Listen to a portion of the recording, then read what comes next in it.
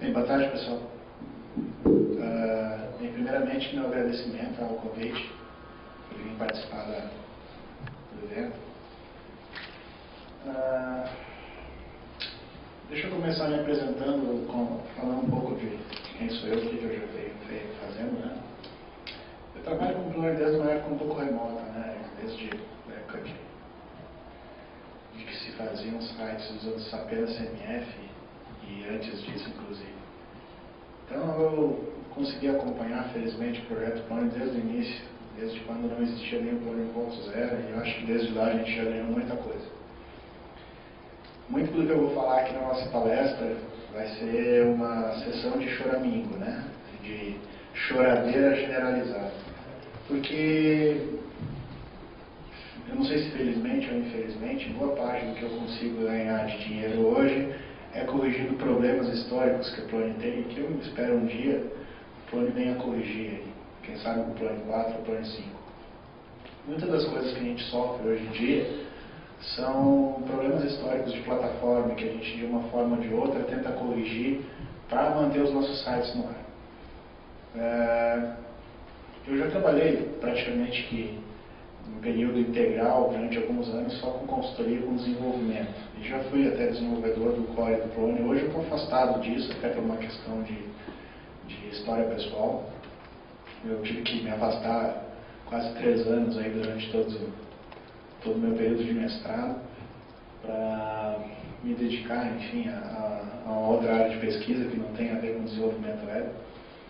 Mas agora, digamos assim, de maneira gradual, eu tenho retomado meu trabalho com o Plone, até mesmo porque eu mantenho sites, eu sou responsável pelo provedor Python. Bem, o que a gente vai ver hoje? Eu vou tentar me ater em poucos itens e aí eu vou deixar um período para perguntas no final da palestra. Tenho certeza que muita gente vai querer me questionar a respeito de dicas aí. O que eu devo fazer, o que eu não devo fazer. Que às vezes é mais importante do que saber o que se fazer ou saber o que não se deve fazer. Mas eu também tinha preparado uma demonstração que vai ficar um pouco prejudicada. Eu cheguei aqui, tive uma pequena surpresa em relação a não ter conexão à internet aqui. Então, a demonstração, se der para fazer alguma coisa, eu faço no Open Spaces. Aí me procurem depois da palestra, depois da sessão de perguntas. Eu vou ter prazer em ajudar quem tiver dúvidas mais cabeludas, digamos assim. Bem, eu vou ler esses 3 pontos, então, que é por que a gente considera o Plone lento. Vamos tentar discutir um pouco sobre esse tópico. Falar um pouco sobre performance tuning de servidores, que é um assunto bastante genérico. E dicas e truques. Eu vou falar de coisas que são mais experiência minha, a respeito de que eu acho importante para a gente deixar sites Plones com uma boa performance. A primeira questão então é a seguinte: quem de vocês tem um site Plone que roda com uma quantidade razoável de acessos? Levanta a mão. Pouca gente. Tá. Vou mudar a pergunta. Quem de vocês mantém sites Plone no ar? Tá, ok. Pelo menos então eu estou falando para a maioria. A gente sabe o seguinte: o Plone, ele já, por natureza, né, por ser uma plataforma bastante complexa e cheia de recursos, ele consome bastante processamento. Agora, eu costumo enxergar algumas reclamações que não tem pé nem cabeça, né? Eu costumo dizer o seguinte: independente do software que a gente utiliza, se o teu site que você está desenvolvendo ele é um site realmente grande, uma quantidade realmente grande de acessos, independente da tecnologia que você for usar, você vai ter problema de performance. Por quê? A gente pode partir do pressuposto que todo site que é um site dinâmico, que envolve processamento para servir uma página, esse site, numa escala grande de acesso, vai exigir uma quantidade de processamento muito grande. E se você não estiver preparado para evitar, ou de certa forma, mitigar os prováveis problemas que você vai ter associados a uma quantidade enorme de acesso, não vai ter tecnologia nenhuma no mundo que vai salvar sua pele. Então, muito do que a gente vai falar aqui não serve apenas para Plone. Se vocês estivessem desenvolvendo com Java, com .NET, com praticamente qualquer tipo de tecnologia para a internet, vocês teriam os mesmos problemas. Tá? As soluções elas mudam um pouco porque as soluções elas dependem das manias que cada tecnologia tem. O que realmente faz a diferença numa infraestrutura, numa solução de alta performance? Na minha opinião, faz duas coisas que fazem realmente diferença. A preocupação que você tem que ter com a infraestrutura, de como você vai fazer a instalação e a configuração desse teu site, e com a qualidade do seu código. Tá? A questão da infraestrutura é algo que, mesmo em versões anteriores do plano, você pode trabalhar e conseguir ter um bom ganho de performance, sem necessariamente se preocupar em modificar o código-fonte. Agora, é essencial que aquelas pessoas que estejam à frente do projeto, de um projeto que tem uma quantidade de acessos, que a gente sabe que vai ser grande, saibam o que estão fazendo. Esse código tem que ter uma qualidade, tem que estar preocupado desde o início, desde a sua concepção, e ter uma estrutura bem desenvolvida para aguentar um volume de acesso considerável. Então tem que ser um código de qualidade. Fato. Existe aí uma dicotomia, né? A gente costuma ver que quanto mais a gente desenvolve para a web, mais frameworks o pessoal costuma criar, né?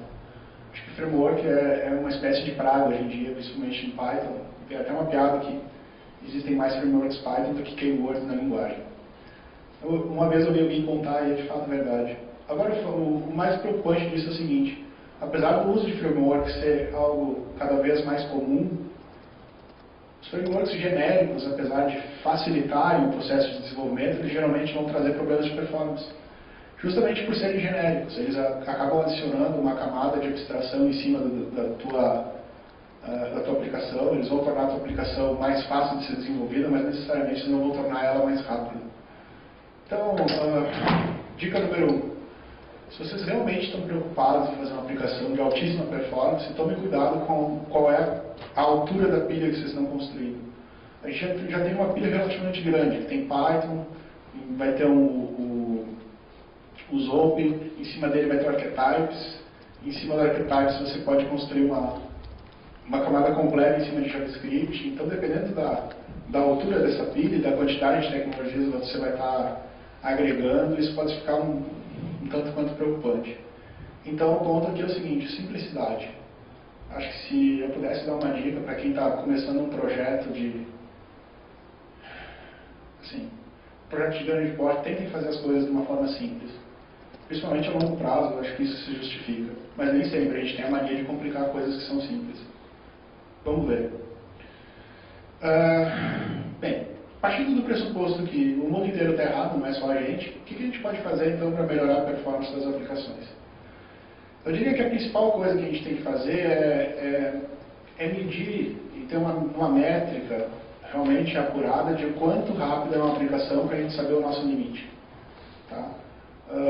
Não basta simplesmente fazer a otimização por si, sem nenhum objetivo. A gente tem que ter uma noção clara do que a gente precisa, qual é o recurso, o requisito que a gente tem que atender de performance e o quanto que a gente está longe dele. Eu já peguei situações críticas, assim, de uma página levar 60 segundos para carregar uma página com um usuário acessando o site. Então, obviamente, em situações assim, você tem que começar a repensar não somente a infraestrutura, mas tem que pensar código-fonte também, independente do hardware que você tenha.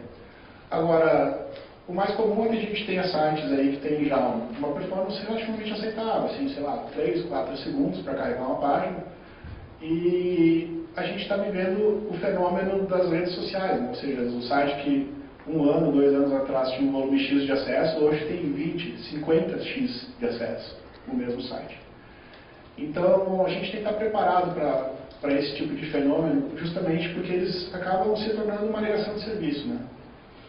O principal problema que eu vejo, além de não chutar, de ter uma métrica, é que esses problemas são dificilmente previsíveis.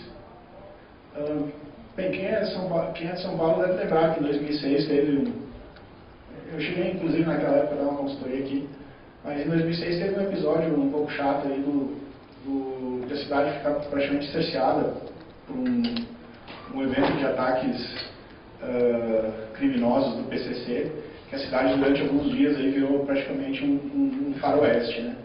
É o que acontece, apesar de ser um evento que não tem absolutamente nada a ver com tecnologia, diferente do apagão, onde faltou a luz de todo mundo, o que aconteceu é que todos os sites que disponibilizavam notícias a respeito dos mais variados assuntos acabaram tendo uma sobrecarga absurda de acessos, justamente porque todo mundo queria se informar do que estava acontecendo. Eu, durante a época que morei em Brasília e trabalhei na Câmara, eu vivi na pele isso durante vários episódios. Em 2007, eu acabei botando no ar o site do Portal da Câmara dos Deputados, justamente numa época que foi, historicamente falando, uma das épocas onde ocorreu a maior onda de escândalos políticos da história do país. A gente, bem, o brasileiro infelizmente tem memória curta, né? Ano que vem tem eleição, é bom a gente lembrar dessas coisas, mas teve deputado aí passeando com dólar na cueca, teve sanguessuga, teve mensalão, então tudo isso, apesar de ser um episódio que não tem absolutamente nada a ver com tecnologia, acabava impactando na gente também, porque a mídia caía diretamente em cima dos portais que a gente publicava e queria saber o que estava ocorrendo. Então a gente tem que estar preparado para isso, de alguma forma ou de outra. Mesmo que a gente não esteja 100% confiante na nossa solução, a gente tem que pelo menos saber o quão boa ela é e o quanto que ela consegue aguentar, para a gente saber a performance que a gente pode querer ou não ganhar. E isso tem que ser medido, tá? Como é que a gente mede isso? Medir performance de sistemas não é uma tarefa trivial. Nunca foi. Por quê? Porque a gente, falando de portais web, a gente geralmente vai medir a responsividade do sistema perante requisições de rede, né? Só que a forma como a gente costuma fazer isso é gerar um volume X lá de requisições simultâneas e fazer consultas de forma sistemática para o sistema e medir o tempo que o sistema tem de resposta. Só que isso costuma ser feito de uma forma que a gente planeja previamente. A gente não consegue realmente simular como o usuário se comporta, né? É difícil, isso é uma área de pesquisa por si própria, né? Que é tentar simular realmente qual é o comportamento do usuário. Mas, independente disso, hoje já existem ferramentas bastante elaboradas que permitem, por exemplo, você fazer uma navegação completa no site.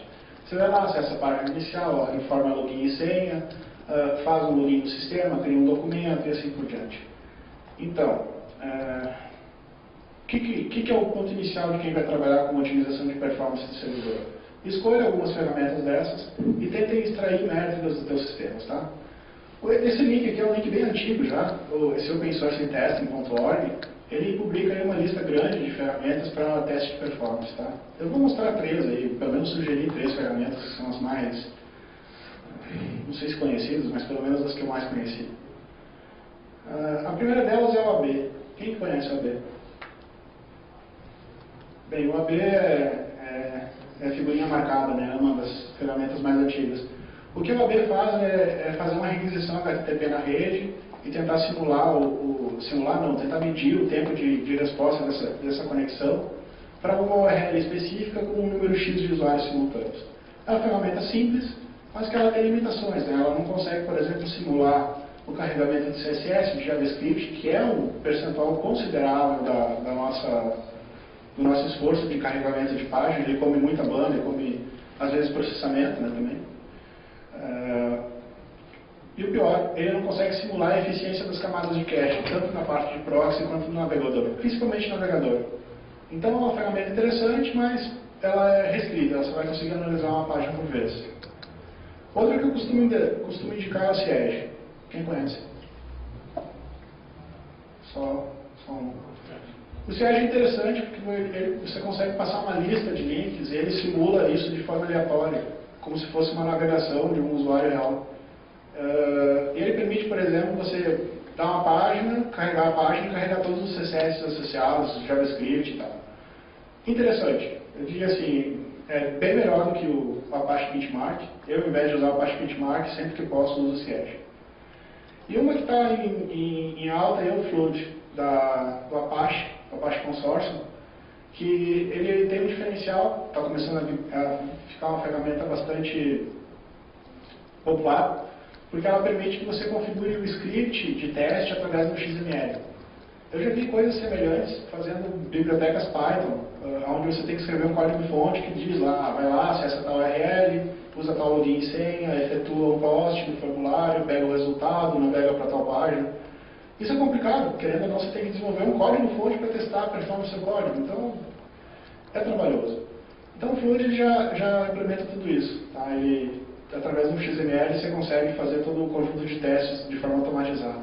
Ele já te gera relatórios de performance. Bem interessante. Tem muitas outras, tá? Tem ferramentas aí.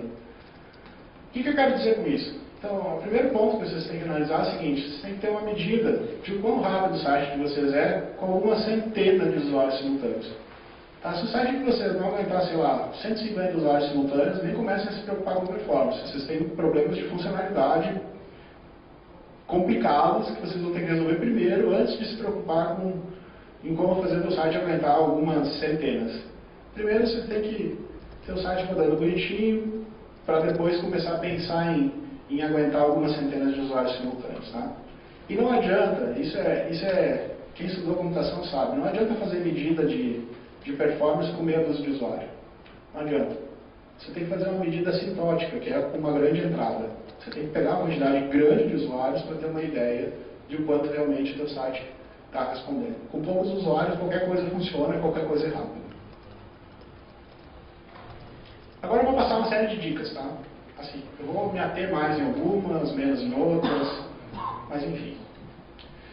A primeira é a seguinte, tudo depende. Eu diria assim, é difícil de dar uma dica de ouro assim, que vale para qualquer situação. Mas o principal é, em linhas gerais, quanto menos código você processar, mais rápido o teu site vai ser. Tá? Então o que você tem que fazer para pensar em performance é evitar com que o seu servidor processe qualquer tipo de coisa. Tá? Como é que você evita que o seu servidor processe código? Existem várias técnicas para isso. Cada situação, cada tipo de aplicação vai requerer um tipo de técnica diferente. Mas, no geral, a mais bem aceita é ter um tipo de cache. Todo mundo sabe o que é um cache? Tranquilo? Todo mundo sabe o que é? Bem. No entanto, a gente se esquece de uma coisa, que nem todo site funciona bem com cache. Tem situações onde cache não funciona. Tá? Vou dar um exemplo. Vocês sabiam, por exemplo, que o YouTube não faz cache de templates? O YouTube, por exemplo, qual é o serviço mais pesado do YouTube? É servir vídeos. É o objetivo dele. Então, a maior parte de processamento do YouTube não está em processar uma página dinâmica, que nem é o clone. Ali, nesse tipo de serviço em específico, o maior overhead de processamento está em I/O de disco e de rede. Que eu tenho que pegar esses vídeos num storage, numa camada de armazenamento, e servir eles na rede. Então, de nada adiantaria eu implementar uma camada de cache, qualquer ela que seja. Botar lá um proxy, por exemplo. Eu adicionar um proxy para fazer cache de vídeo, só adicionaria ainda mais I/O. Eu tornaria a minha solução pior ao invés de melhorar. Então, existem muitas situações onde você vai pensar numa solução que aparentemente é óbvia para fazer uma otimização, essa solução não vai funcionar. Casos, por exemplo, onde você tem um processo que ele, ao invés de ser CPU bound, ele é I/O bound, você vai ter que se preocupar em fazer uma melhoria de infraestrutura e não fazer uma melhoria evitando o uso de processamento. Tá? Ou seja, há situações onde cache não funciona. Quando ele funciona, a gente tem duas estratégias. A primeira estratégia que eu costumo dizer é o seguinte: qual é a melhor forma de fazer o clone ficar rápido? É não usar o clone. Parece piada, mas é justamente isso. Toda vez que você, de alguma forma, conseguir tirar processamento do clone e jogar esse processamento para algum outro software específico, você vai ganhar performance.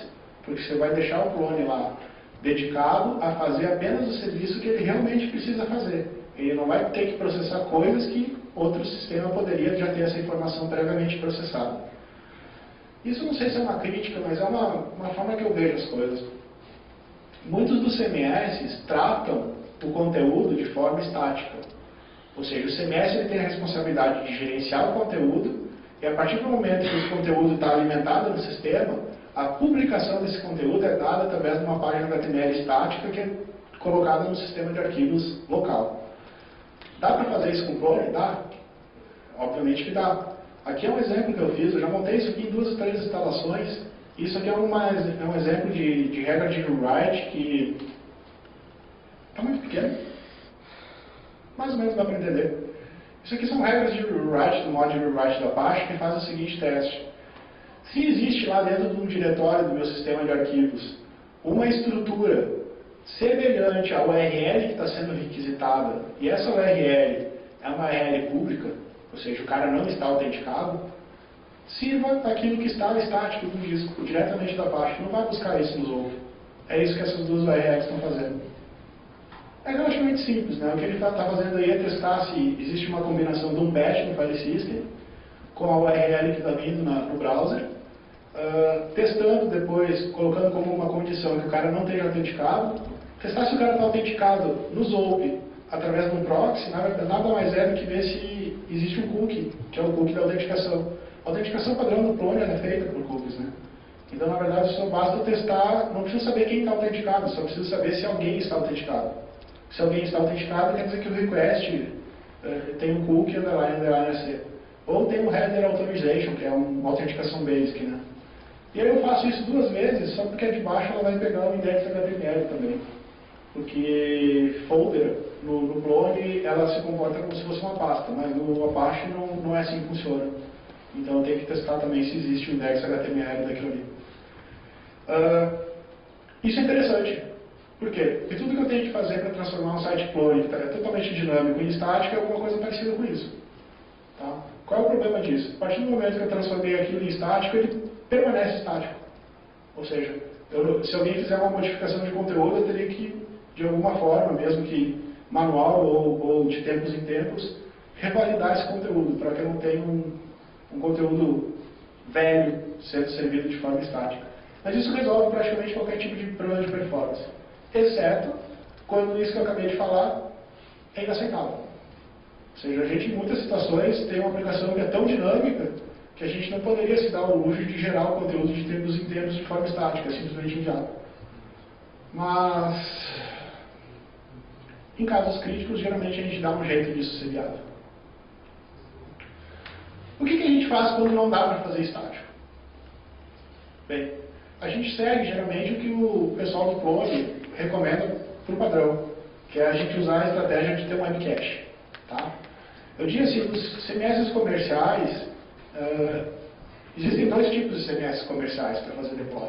O que faz deploy estático, static deploy, ou que faz um deploy baseado num web proxy. Tá? Um exemplo que faz static deploy é o Vignet, bem conhecido. Um exemplo que faz deploy dinâmico baseado em web proxy é o Oracle Portal. O Oracle Portal tem lá tem um servidorzinho de proxy específico para fazer o deploy de tudo que ele serve de conteúdo no Application Server, que é o Oracle OS. O Plone ele segue a mesma estratégia, tá? Que é a gente ter um proxy na frente do servidor para fazer o webcache de todo o conteúdo que está sendo baixado. O que é esse proxy? O proxy se você quiser. Você usa o que você quiser. Tá? Durante anos o mais comum foi o Squid, e ainda é o meu predileto. Mas já faz algum tempo que o Vert tem ganhado alguma popularidade. Comparar Squid e Vert está um pouco além do escopo dessa palestra. Mas eu diria que cada um deles tem as suas vantagens e as suas desvantagens. Mas então é isso. O que a gente tem que ter? A gente tem que ter uma noção de qual é o volume de acesso que a gente vai ter no site, extrair uma métrica, definir um modelo de como a gente vai fazer o cache, se a gente vai manter um modelo baseado em publicação estática ou se a gente vai ter um web proxy. Se a gente optar por um web proxy, a gente tem que se preocupar com cabeçalhos HTTP para dizer com que esse cache se comporte de alguma forma correta. Tá? Então, cabeçalhos HTTP é toda uma arte no Plone, de como setar isso corretamente. E se a gente faz isso estaticamente, a gente tem que, de alguma forma, garantir com que esse conteúdo seja atualizado de tempo em tempo. Então, a gente tem que automatizar isso. Tá?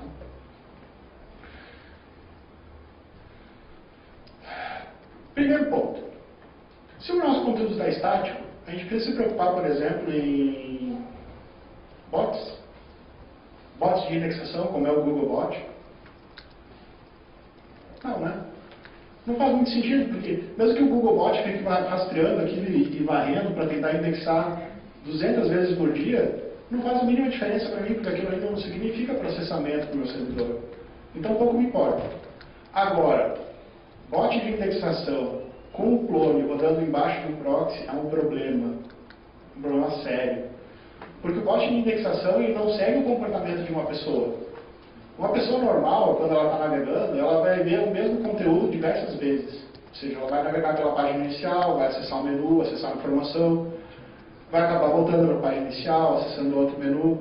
Ou seja, as pessoas, isso é comportamental, vão acabar invariavelmente acessando os mesmos conteúdos diversas vezes. E é justamente isso que torna o proxy eficiente.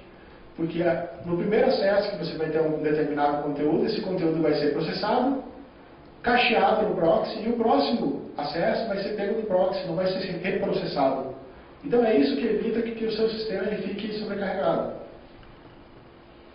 Eu já peguei casos onde o tráfego de todo o site, cerca de 35% de todo o tráfego do site eram bots.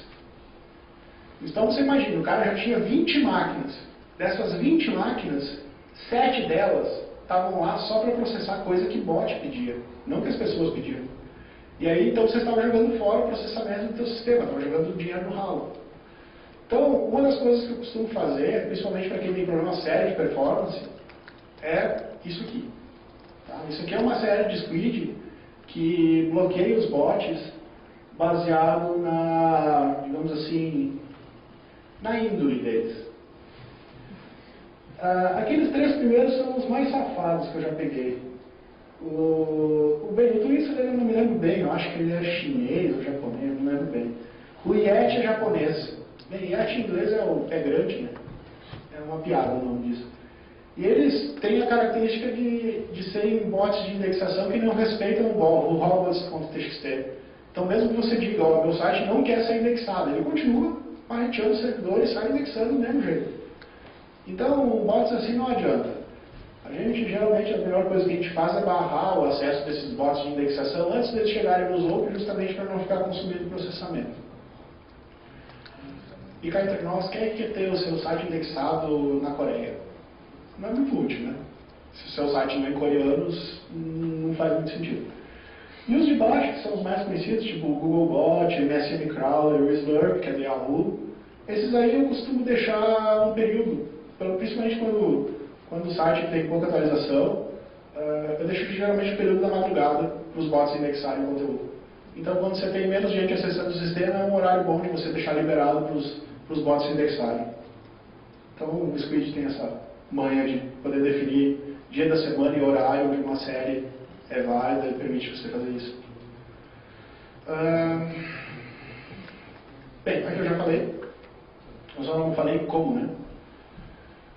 Partindo do pressuposto, então, que você tem que fazer um cache das páginas, num web proxy, você tem que definir cabeçalhos. Como é que você define esses cabeçalhos? Bem, qualquer linguagem de programação define lá uma API para setar cabeçalhos. Tá? O Plone, especificamente, ele já tem produtinho, que é o Cacheflow, que já faz isso para você. Então, 90% das vezes, basta instalar o Cacheflow no sistema, a instalação padrão já vai resolver muitos dos seus problemas. Você não vai ter que se preocupar em setar cabeçalhos específicos e tal. Há exceções? Há exceções. E para tratar as exceções, a gente precisa de ferramentas. Então, o que eu costumo usar é esse YSlow, que ele é uma extensão do Firefox que permite você fazer um debug interativo dos cabeçalhos HTTP da tua página e ver o quanto bem ela está definida para se comportar com os proxies. Tá? Aqui está ela. Felizmente, a minha apresentação eu já tinha tirado uns screenshots e colocado ela, justamente porque eu não vou ter como mostrar ela online. Mas ela é interessante porque ela te faz relatórios e coloca isso numa nota, ela te dá uma nota de 1 a 100. Tá? Digamos que 0 seria o pior caso possível, você não se preocupou com cache, teu site é uma porcaria, e 100 ele estaria perfeito.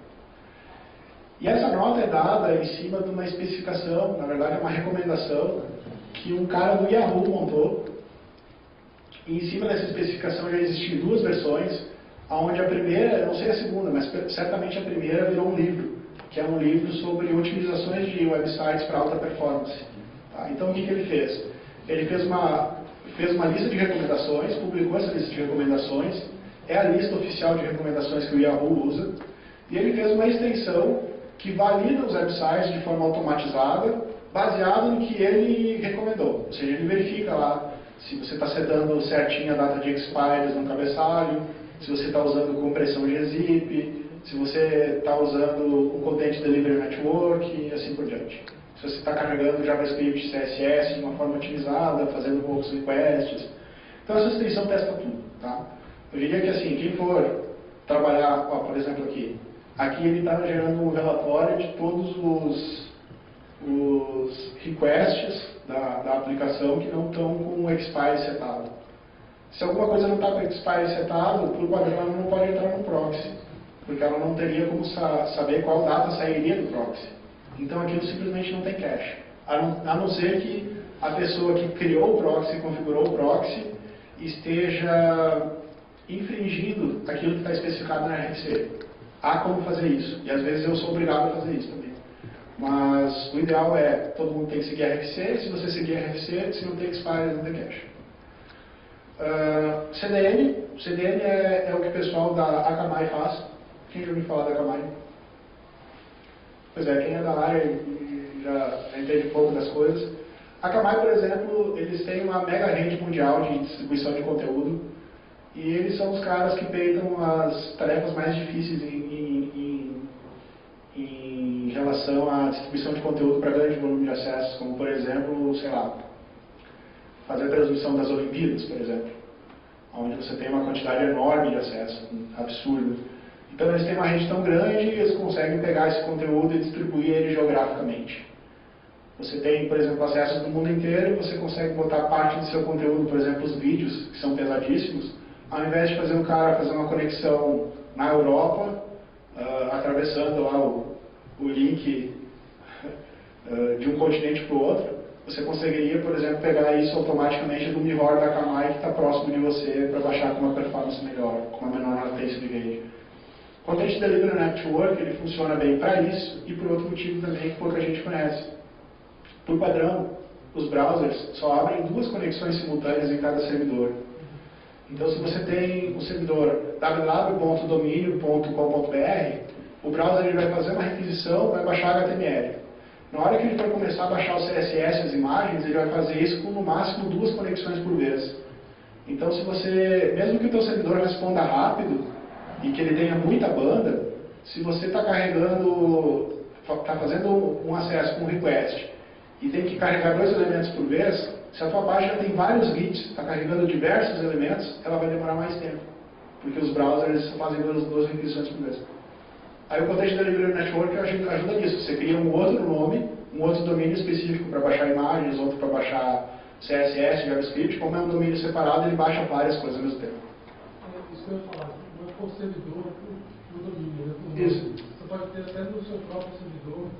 Eu costumo fazer umas gambiarras com DNS para isso, justamente para acelerar o carregamento de elementos. Aí tu coloca várias áreas para o mesmo domínio. Eu crio lá www1, www2, www3, www4, todo mundo aponta para o mesmo lugar, e aí a página, quando é gerada, gera isso aleatório. É uma forma de acelerar bastante.